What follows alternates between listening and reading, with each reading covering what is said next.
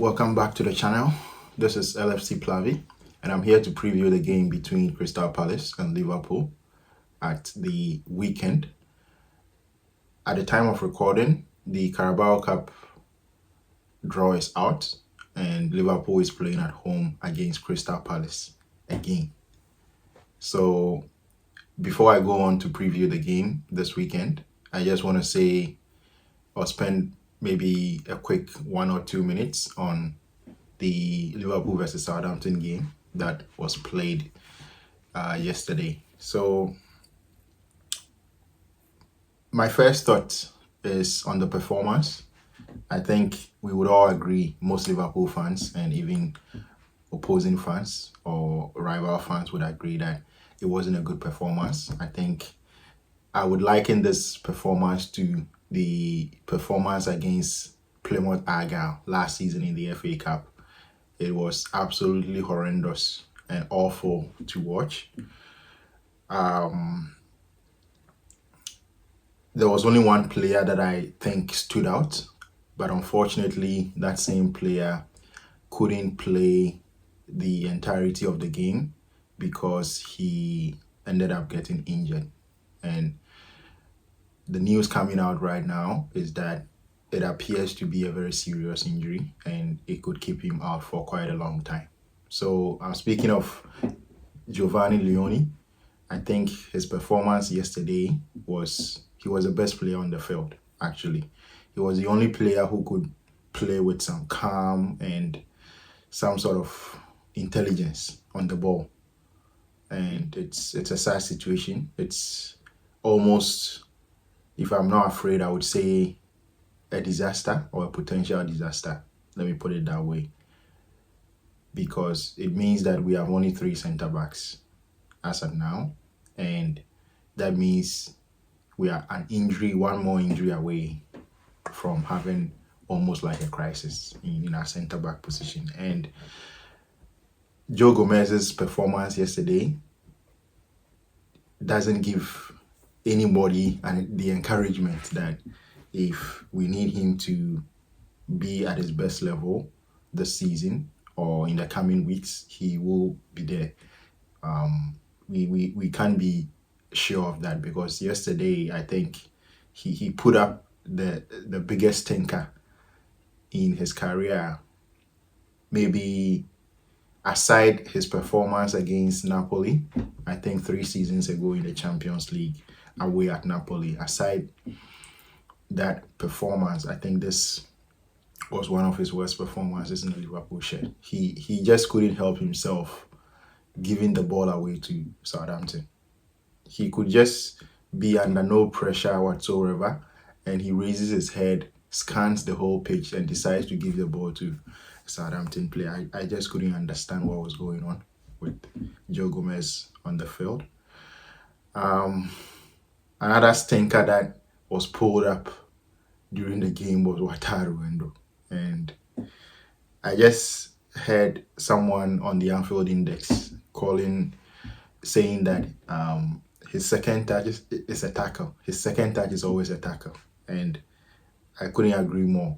I think that performance in the game against Southampton wasn't the best. And sometimes I feel for these players. I feel for Wataru Endo and players that are sort of on the fringes, because these are opportunities for them to make a case for themselves, to put themselves into the manager's thinking that they deserve a place in the starting 11 or at least in the match day squads that slot chooses for serious games, right? Because the 3rd round Carabao Cup game is not a really serious game, right? So if you want to be in the conversation for serious games in the Champions League and in the Premier League, then you want to put your best foot forward in these sort of games. And when it doesn't go well for them, I really do feel for them, because I know how much they want to prove a point and put themselves in the reckoning when it comes to selection for the serious games. So this is not to criticize anybody or to vilify them, but I do think that the performances weren't good. And I hope that the next time they get the chance in games like this, they can show their best version, the best versions of themselves. Um, Now, at the same time, there were very good performances. One was Giovanni Leone, as I mentioned earlier on. Federico Chiesa was absolutely sensational. I think I liked his attitude. I liked the fact that he decided to play the game with much more energy. He took on more responsibility and decided that he's one of the senior players on the field and he has to stand out. He has to do things much better. Even if it's not going well, his energy and application has to be top notch. And I think that is what he did. And it was no coincidence that he was the one who got the two assists in the game. And for the second goal, I actually didn't think he was going to pass the ball because I felt like he has been in a position where he has to prove himself to some extent. And so I thought that he was going to go for glory himself. But I think it is exceptional of him. It speaks very much about his attitude and quality for him to decide that giving the assist to Hugo was the best decision. And we all know what happened after that. After that goal, the madness that took place after that goal. Because when I was watching the game and immediately he started taking off his shirt. That was when I just couldn't understand or believe what I was seeing. That he had decided to take off his shirt. Now, don't get me wrong, even if he hadn't received the first yellow card, I don't think he should have taken off his shirt. That shouldn't come to your mind in the first place. This is a third round Carabao Cup game against Southampton and you are playing at home and you've conceded a goal based on your own doing, not own doing as in Eketike, but our own doing as in Liverpool players giving Southampton the chance to get back into the game. And so if you go on and score a second goal to get it to 2-1, I don't think you should be displaying that level of madness. And I think Slot really put it right, the way he described the situation and what he thinks should have happened, which is to go back to Chiesa and thank him for the assist. And I think it should have been a simple celebration. I don't begrudge players when they celebrate scoring goals, but I also do lean a bit towards the school of thought that it is your job as a striker to score goals. So sometimes it doesn't really make sense to celebrate so vigorously because that is what you were expected to do. Coming onto the pitch, you should expect to score a goal. And so if it happens, don't act surprised or don't act like this is something that hasn't happened before or shouldn't happen, right? So I think sometimes they should tone down a little bit on the celebrations. I'm not against celebrations, but I think in certain instances it's a bit mad the way we some players celebrate a bit too vigorously, right? And this was a typical example of a striker losing his head, and I think it was a bit influenced by the fact that Isak had scored a goal in the first half, and he wanted to remind everyone, especially the Liverpool fans, that he is a Ketike and he is here to be a starter. So he's got us back ahead, and that is because he's one of the best. He's good enough to start, right? But I don't think all that is needed, right? If you are in a team like Liverpool, you should expect competition, and I think there will be enough minutes to go around for everybody, and that is one thing that I think has been made clear to him. So I don't really understand why he thought there was a need for him to do this and show his name to the crowd. I mean, we all know you and we love you. We know you are an exceptional player, right? So sometimes a little bit of humility is good for everybody. But I also do like his confidence. That is something that you can't take away from him. I really do like his confidence and the aura that he possesses. I think sometimes for you to be the best, you have to show that you are the best. You have to have the attitude of someone who is one of the best, right? And having that sort of arrogance and fearlessness is always good, is always better than not having it. So I like his arrogance and his nonchalant behavior, right? But what he did yesterday, I think it was a bit overboard, right? He could have done better for sure.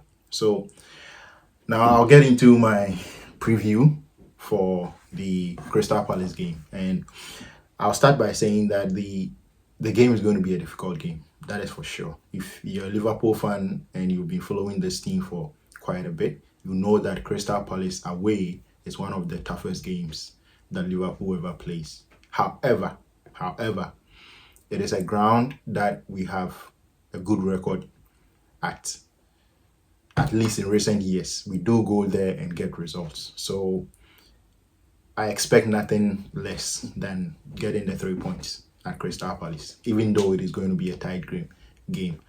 They have a very good record. I think they've been unbeaten for quite a long time. But I do think that if anything in the Premier League can smash that record apart, it is Liverpool. So I think we are going to beat them. One of the main reasons is that they don't have Ismail Assar available. I think he's injured. And him not being available is a really big thing for Crystal Palace. They are missing, I would say, their best player in the attack. Right? Adam Wharton is excellent. Mateta is good, but they will still miss Ismail Assar, because I think even if Adam Wharton plays his best football ever, he would need someone to thread the passes, the through balls to. And usually, more often than not, it is Ismail Assar. And the funny thing about Ismail Assar is that because he plays on the wing and because of his style of play, he's very difficult to mark. He's not a target man like Mateta, who can easily be marked out of the game. Because I think that for Liverpool's defense, with Van Dijk and Konate, they are really good at marking out the target man. So if you are the target man, it is very easy for them to prevent you from getting the service. But for the wingers, for the other players who are a bit diminutive, they don't have the height, they are not big players, but they rely on pace, they rely on skills, ball movement, dribbling. I think those are the players that give our defense the most problem. So not having Ismail Assar is going to play to the advantage of Liverpool. And I think that is one of the reasons why we are going to win the game. The next thing that I want to do is to run through my preferred starting 11, and then maybe after that talk a little bit about what I think Arne Slot is going to do. I am going to give my preferred starting 11, but I do think that my starting 11 is going to be a bit different from what Arne Slot is going to do. So in goal is obviously Alisson. Right back, I'm going to go for Conor Bradley. Centre back pairing is Virgil van Dijk and Konate. On the left, I'm going to have Milos Kerkez starting this game, because in the midweek it was Robo who started. Kerkez came on for about 20 minutes, so I expect him to start this game. And he's been playing well lately, so no reason to keep him out of the first 11. In the midfield, this is where I think the divergence between my preferred 11 and Slot might come in. I think what would be best for us is to keep our midfield for last season. So I'm going to have Gravenberg, Soboslai, and McAllister starting this game. I'm still going to keep Vert on the bench for this game, mainly because one thing that I've realized is that Crystal Palace have a very... Their pitch is not the biggest, one of the biggest pitches in the Premier League. It's quite small pitch, and so space is not something that you come by a lot at Crystal Palace. So we would need the midfield that has played together for a long time. They know each other's game. They can easily rotate among themselves, and that helps the one-touch football, right? You don't have to control the ball and turn, because you know where everybody is and you know how everybody is moving and interchanging. So I think maintaining our midfield from last season would be the best option for us. Up front, obviously, I don't expect any change from our lineup for the game against Everton last week. So it is going to be on the. Oh, actually, there's a red card for Hugo Ekitike. So obviously, um, Alexander Isak comes in the striker position. On the left hand side is going to be Cody Gakpo. On the right hand side, it is going to be obviously the Egyptian king Mo Salah. So I think this is the best starting 11 for this particular game. I wouldn't be surprised if Slot starts the game with Vets and plays Soboslai and Gravenberg behind him. I wouldn't be surprised. He did that in the FA Community Shield during at the beginning of the season. All right, we got 2 goals, all right, but we allowed them to come back into the game. So I know one thing I know for sure in this game, we are going to score a goal. We are going to score.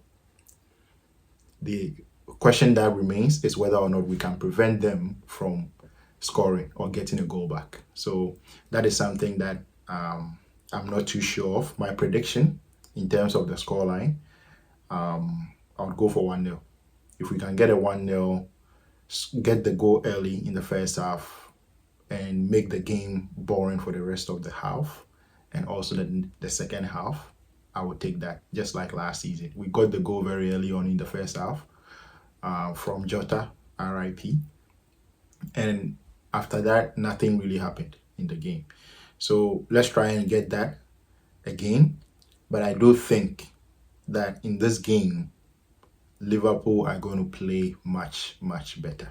We are going to get a much better performance, especially if we go with that midfield 3 from last season, because